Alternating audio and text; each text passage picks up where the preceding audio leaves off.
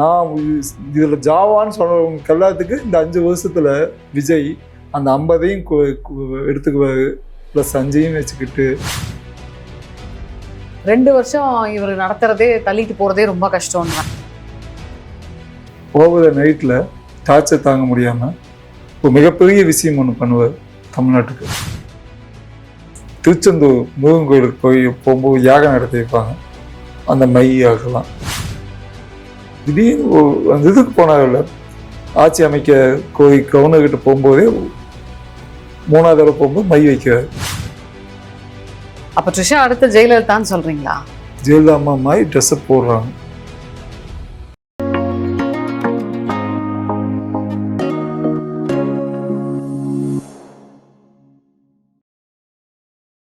GeM TV நேயர்களுக்கு அன்பார்ந்த வணக்கம். நம்ம கூட அஸ்ட்ராலஜர் பொன்முடி சார் இருக்காரு. வணக்கம் சார். வணக்கங்க. எப்படி இருக்கீங்க சார்? நல்லா. ஸோ விஜய் கண்டிப்பா வருவாருன்னு சொன்னீங்க, கூட்டணியோட வந்தாருன்னா கண்டிப்பா பக்கா அப்படின்னு சொன்னீங்க. ஸோ உங்களோட முழு ஆசை நிறைவேறிடுச்சு. ஸோ சிஎம் ஆகவும் உட்காந்துட்டாரு. எப்படி ஃபீல் பண்றீங்க? கடவுளுக்கு நன்றி. இவரோட ஆட்சி எப்படி இருக்கும் சார்? 13 மாதம் 33வது மாதம் இதுலலாம் கொஞ்சம் சிக்கல் ஏற்படும். என்ன மாதிரியான சிக்கல் இருக்கும் சார்?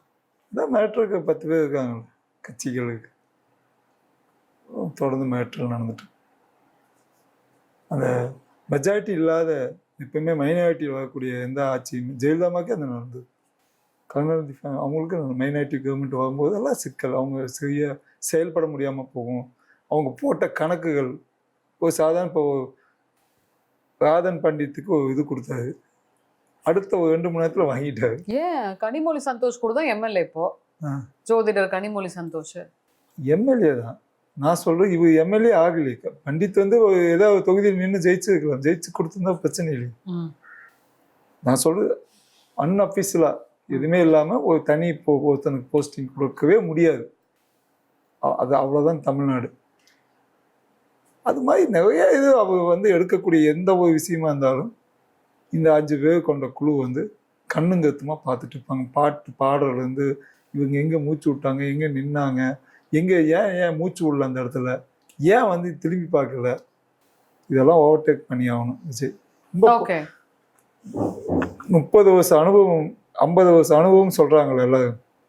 இந்த 5 வருஷம் முடிஞ்சோடனே விஜய்க்கு ஒருத்தன் 50 வருஷம் அரசியல் பண்ணிட்டு இருக்குன்னா இவர் 55 வருஷம்னு சொல்லுவார். அந்த அளவுக்கு எல்லாம் கற்றுக் கொடுத்துருவாங்க. நான் இதில் ஜாவான்னு சொல்கிறவங்க எல்லாத்துக்கு இந்த 5 வருஷத்தில் விஜய் அந்த 50ஐயும் எடுத்துக்குவாரு, ப்ளஸ் 5ஐயும் வச்சுக்கிட்டு. எவனை ஒருத்தன் 100 வருஷம் ஆட்சி, 100 வருஷம் என்னோட கட்சினா 105 வருஷோட புத்தி விஜய்க்கு வந்துடும். இப்போ சில பேர் சொல்றாங்க, சில அஸ்ட்ராலஜர்ஸே வந்து மீடியாவில் இன்டர்வியூ கொடுத்துட்டு இருக்காங்க, இவரால் தொடர்ந்து 5 வருஷம் வந்து இதில் வந்து சக்ஸஸ்ஃபுல்லாக இருக்க முடியாது, வாய்ப்பே இல்லை, 2 வருஷம் இவர் நடத்துறதே தள்ளிட்டு போகிறதே ரொம்ப கஷ்டம்ன்றாங்க. 13 மாதம் 33 மாதம் எவ்வளோ வச்சுங்க, 13 மிஸ் ஆனால் 33. இதுலலாம் பிரச்சனை வரும். ஆனால் ஆட்சி கலையிற அளவுக்கெல்லாம் இருக்காது. ஆட்சி வந்து கலையாது. கலைஞ்சதுன்னா என்ன பண்ணுவாருன்னா இவர் தான் கலைப்பார். ஓவர் நைட்டில் டார்ச்சர் தாங்க முடியாமல் ஒரு மிகப்பெரிய விஷயம் ஒன்று பண்ணுவார் தமிழ்நாட்டுக்கு, மக்களுக்கு. பண்ணிட்டு கலைச்சிட்டு அடுத்த 3 நாள் 4 நாள் கலைச்சிட்டு மக்கள்கிட்ட என்ன சொல்லுவாருன்னா, எனக்கு இன்னும் அதிகமாக வந்ததுன்னா இன்னும் கொஞ்சம் நான் பவர் அதிகமாக இருந்தால் தான் என்னால் செயல்பட முடியும், என்னை செயல்படுத்தவே இவங்க விடலை, அதனால தான் நான் வந்து மறுபடியும் எலெக்ஷன் வைக்கலாம் அப்படின்னு சொல்லி இவர் தான் கலைப்பார், அவங்கள கலைக்க மாட்டாங்க. எப்படி சார் இப்போ இவரோட ஜாதக அமைப்புக்கு வந்து இவருக்கு எதிரிகள் அதிகமாக இருப்பாங்களா சார் அரசியல்ல? எதுவே எல்லாம் பண்ணிட்டாங்களே, எதிரிகள் கிடையாது. எப்படி சொல்றீங்க? குரு நல்ல இடத்துல உட்காந்துட்டு இருக்கான், கடகராசி. அதனால எதிரிகள் வந்தாலும் சாந்தமாயிடுவாங்க. ஏன் சார் இப்ப இவர் ஏதோ நெத்தியில ஒரு பொட்டு ஒன்று வச்சிட்டு இருக்காரு, என்னது? கரெக்டா அது வந்து இதுக்கு போயிட்டு வந்தாரு இல்லைங்க, எதுக்கு? நம்ம திருச்செந்தூர் முருகன் கோயிலுக்கு போகும்போது யாகம் நடத்தி வைப்பாங்க, அந்த மை ஆகலாம். நம்ம தான் ராதன் பண்ணிட்டு இருக்கிறதையே கேரளாவிலேயே இல்லை மலேசியாவில் இந்த மாதிரி அவர் சிங்கப்பூர் மலேசியாக்காரு சிங்கப்பூர் மலேசியாவில் வந்து இந்த மாந்திகம் பண்ணுறல மை தயாரிக்கிற பயங்கரமான கில்லாடிகளாக இருக்காங்க. ஒன்றா அந்த ஏரியாவிலேருந்து வந்திருக்கணும், இல்லை திருச்செந்தூர்லேருந்து வந்திருக்கணும். அந்த மை எதுக்கு இவர் வச்சிருக்காருன்னு நினைக்கிறீங்க? பண வசியத்துக்கா இல்லை ஜனவசியம்? ஜனவசியம், தன் எதிரியை எதிர்த்து வந்து நின்னா அப்படியெல்லாம் இல்லை, பார்த்துக்கலாம், பார்த்தோன்னு மயங்கிட்டேன் அப்படி ஆண்கள் கட்சிக்காக இல்லை, பார்க்க அவர் ரொம்ப நல்லவரா, நம்ம அவ போய் சொல்லிட்டு அப்படின்னு தோணக்கூடிய ஒரு சூழலோ. இந்த மை வந்து முழுசா கெட்டியா வைக்கல, வச்சு அழிச்சிட்டாரு. ஏதாவது நாளைக்கு மைய வச்சு எல்லாம் சொல்லிடுவாங்கன்ட்டு. நான் ஃபர்ஸ்ட் டேவே பார்த்துட்டேன். திடீர்னு அந்த இதுக்கு போனாங்கல்ல, ஆட்சி அமைக்க கவர்னர்கிட்ட போகும்போதே 3வது தடவை போகும்போது மை வைக்கிறாரு.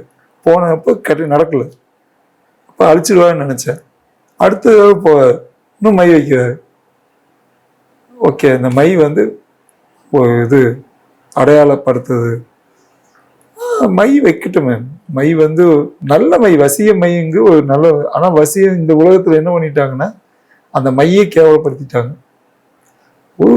நம்மளோட இந்த இடத்துல ஒரு பயங்கரமான சக்தி ஒன்று இருக்குது. இந்த இடத்துல குங்குமம், பொட்டு, திண்ணூறு என்ன வேலை வைக்கலாம், மையம் வைக்கலாம், தப்பு கிடையாது. வைக்கிறதுனால ஆன்மீகம் தலைச்சு நிற்கும். கடவுளே இல்லைன்னு சொன்ன ஆட்சி இருந்தாங்க, இப்ப கடவுளே இருக்குதுன்னு சொல்லிட்டு ஒரு ஆட்சி வந்துருக்குது. இப்போ நம்மளாம் அதுதான் வேண்டணும். கடவுளே இல்லைன்னு சொல்லி போட்டு எல்லா கோயிலையும் நீ உண்டியில போய் தூக்கிட்டு போய, கடவுளே இல்லைன்னு சொன்னவனுக்கு எதுக்கு இதெல்லாம் கொடுக்குதே ஆண்டவன் வேண்டி இந்த மாதிரி லட்சக்கணக்காக பேர் வேண்டியிருக்காங்க. கடவுளே இல்லைன்னு சொன்னவன் எதுக்கு ஆட்சிக்கு வரணும்? கடவுளே இல்லைன்னு சொன்னவன் இவங்களால எப்படி ஓட்டு போடுறாங்கன்னு நான் திட்டியிருக்கேன். இப்போ வந்து கடவுள் இருக்கக்கூடிய ஒரு ஆள், மும்மதமும் சம்மதம் சொல்லக்கூடிய ஆள் வந்திருக்காங்க. அவர் வச்சதுனால தப்பு கிடையாது.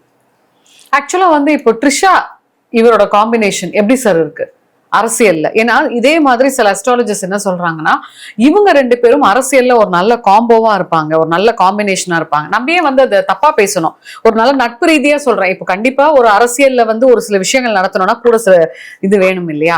அந்த மாதிரி ஒரு ஜாதக அமைப்பு படி இவங்க 2 பேத்துக்குள்ள எப்படி இருக்கு? திரிஷாவோட ஜாதகம் திருவோணம், மகராசி திருவோணம்னு ஒருத்தர் சொல்லியிருக்காரு. நீங்கள் ஏதோ இன்டர்வியூல எடுத்ததா காலையில் வந்து ஜாதகம் போட்டு பார்க்கணும். பார்க்கும்போது கண்டிப்பாக திருவோண நட்சத்திரக்காரங்களுக்கு அந்த இது உண்டு, பயங்கர புத்திசாலித்தனம் உண்டு. தாவக்கூடிய குணமும் இருக்குது, பிளாக்மெயில் தாவக்கூடிய குணமெல்லாம் இருக்குது. இதேதான் மகராசி திருவோண நட்சத்திரம் தான் ரஜினிகாந்த் சாரோட நட்சத்திரம்.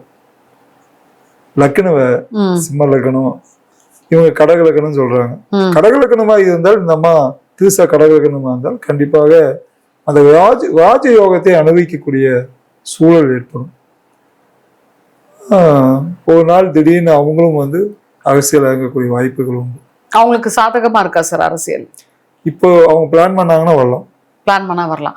ஆனா திருச்சியில வந்துட்டு பாத்தீங்கன்னா அவங்க இதெல்லாம் சொல்றாங்க, நிக்கமா அவங்களோட ஆளுங்களே வந்து வேற போஸ்ட் கொடுப்பாங்க. வேற கட்சிக்குள்ள ஒரு போஸ்ட் கொடுத்து அவங்க உழைக்க வச்சு, இந்த ஏதாவது ஒரு விஷயத்துல அவங்க ஜெயிக்க வச்சு, அவங்க திறமையை வெளியில கொண்டு வந்து. ஜெயலலிதாமாக்கு என்ன நடந்ததோ அப்படி, அவங்க போட்ட ட்ரெஸ் கோட்ல இருந்து எல்லாம் அப்படிதான் வந்துட்டு இருக்காங்க. யாரு? ட்ரிஷா. அப்ப ட்ரிஷா அடுத்த ஜெயலலிதான்னு சொல்றீங்களா? ஜெயலலிதா அம்மா மாதிரி ட்ரெஸ் போடுறாங்க. இப்போ உங்களை மாதிரி நான் ட்ரெஸ் கோட் பண்ணிட்டே வரேன்னா உங்ககிட்ட இருந்து இப்போ எம்ஜிஆரோட ஸ்டைல் தான் விஜய் கிட்ட இருந்தது, என்டிஆர் அம்மாவோட ஸ்டைல் இருந்தது. இப்போ ஏன் இருக்கணும்? இப்போ மகேஷ் பாபு மாதிரியே நடிப்பார் விஜய் படத்துல எல்லாம் பார்த்தீங்கன்னா. மகேஷ் பாபு எப்படி எல்லாம் அதே மாதிரி நிறைய படங்களை காப்பி பண்ணியிருக்காரு. அந்த ஸ்டைல் ஆஃப் அவர் பிடிச்சி போச்சு, அந்த அந்த இது அது உள்வாங்கிட்டாரு. இப்போ திருசா மேடம்க்கு வந்து அப்படி உள்வாங்கக்கூடிய சக்தி வந்து ஒருவேளை இந்த டிசைன் இருந்தால் நல்லா இருக்கும் அப்படின்னு பண்ணா நல்லா இருக்கும் அப்படின்னு நினைச்சு வந்தாங்கன்னா இடத்த பிடிப்பாங்க. அதுக்கு ஒரு மாடல், ஒரு எடுத்துக்காட்டு. இப்போ நான் ஒரு ஜோசியத்துல வந்து ஒரு ஸ்டைல் வச்சிருக்கேன். இது வந்து நான் வந்து எங்க அப்பா சொல்லி கொடுத்தது. அதுக்கப்புறம் வந்து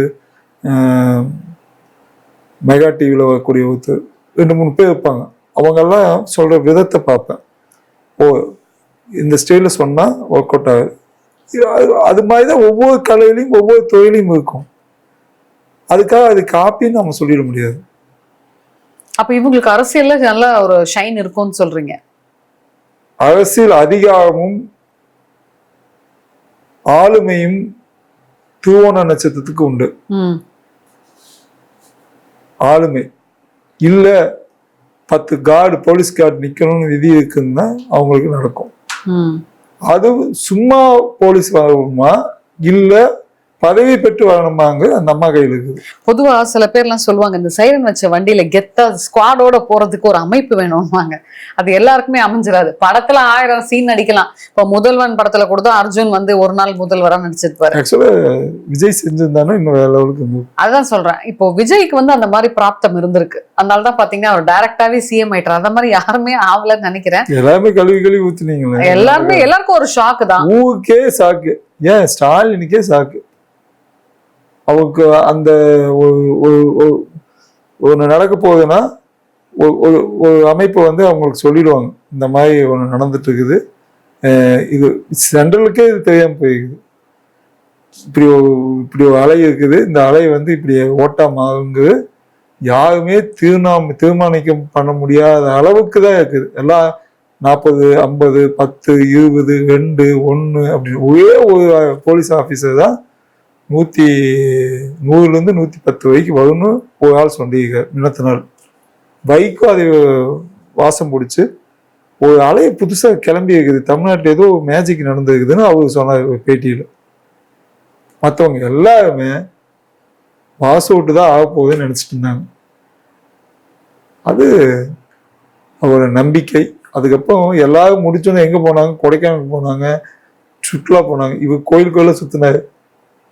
அது ஒரு பெரிய நம்பிக்கை விழுந்துருச்சு. அதுக்கப்புறமும் என்ன பண்ணலாம், கடைசி நிமிஷத்து வரைக்கும் கூட அது வேண்டலாம்.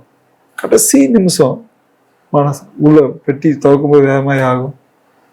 அப்படி ஒரு மேஜிக் ஃபிராக்ஷன் ஆஃப் செகண்ட் தான், இல்ல நானோ செகண்ட்ல லைஃப் மாறுது இல்ல சார். அப்படி அது மாதிரி சைரன் வச்சு போறக்கூடிய அமைப்பு வந்து ஜாதகத்துல எந்த கட்டத்தை சார் பாப்பீங்க? இப்போ உங்ககிட்ட ஒரு ஜாதகம் வருது, அடடா இது யோகமான இப்ப நீங்க சொன்னீங்க ட்ரிஷாக்கு வந்து ராஜயோகம் இருக்கு அப்படின்னு சொல்லி ஒரு ஹிண்ட் கொடுத்தீங்க. அதே மாதிரி இப்போ ஒரு கட்டத்துல வந்து இவங்க வந்து ஒரு மிகப்பெரிய பவரான ஒரு அரசியலுக்கு இருப்பாங்க. இந்த மாதிரி சைரன் வச்ச ஸ்குவாட் வண்டியில போவாங்கன்னா சூரியன் புதன் கூடவே ராகு இல்ல குரு அப்படி இருந்தா பெரிய யோகம். 5ஆம் இடத்துல இருந்தா யோகம். அந்த கட்டத்தை பார்த்தோன்னே நம்மளுக்கு தெரியும் இந்த இடம் வந்து பயங்கரமா தனியா ஒதுக்கி நிற்கும். 5 கூட போய் 9ல போய் வந்து பெரிய யோகத்தை கொடுக்கலாம், அதிபயங்கரமான யோகத்தை கொடுக்கலாம். குப்பமேட்டில் இருந்தவங்க கூட ராஜாவாகலாம். 2026 வந்து ஒரு மேஜிக்கான ஒரு இடம். என்ன மேஜிக்கு நானே என்னோட இதில் சொல்லி என்னோட யூடியூப்ல போய் பார்த்தீங்கன்னா தெரியும். என்னன்னா மீனத்துல சனி இதெல்லாம் உட்காந்துருச்சு. இந்த 2.5 வருஷம் நடக்காத வேலையெல்லாம் எல்லாரும் செஞ்சு திடீர்னு நானா போட்டேன் இப்படி, நானா பண்ணேன் இப்படி, நானா செஞ்சேன் இப்படி. பார்த்தீங்கன்னா ராஜன் சார் வந்து திடீர்னு போய் சாகணும் விதி அது அந்த இது பண்ணி விடும், அந்த மன கிளர்ச்சி பண்ணி விடும். ஒரு நிமிஷம் தான், ஒரு செகண்டு. நீங்க ஓட்டு போடுறவங்க எல்லாத்தையும் ஒரு செகண்ட் வாய் போட்டோம் அதெல்லாம் போட்டா என்ன வந்து இப்படிதான் போட்டிருக்காங்க ஒழிஞ்சு விஜயோட ஸ்டேட்மெண்ட் பார்த்தாலும் போடல, மாறி போட்டிருக்கோம். டைம் நல்ல ஃபேவரா இருந்திருக்கு. அவ்வளவுதான்.